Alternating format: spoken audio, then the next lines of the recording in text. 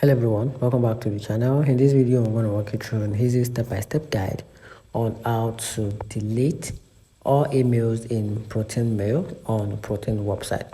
So to get started with the guide, so the first step is to log into your Proton Mail.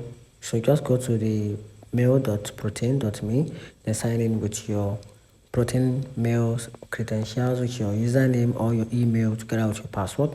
Then after that, on the next step is to go to the mail folder. So to do this, choose the folder you want to clear. For example, you can choose from the list of inbox, spam, trash, and all other folder like that. Then after that, click on the checkbox at the top left of the mail list to select all visible email. Then tick the select all button, which is the X button.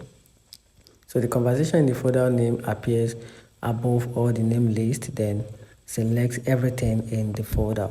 Then after that, click on the trash icon to move all the selected mails to the trash folder. Then you have to go to, after that, you have to empty the trash. So here's the option for permanent delete. So go to the trash folder, then click the empty folder option at the top the permanent delete all emails in trash. And that's how you can simply delete all emails in Proton Mails on Proton website. Find the video helpful, turn on the notification button and subscribe for more.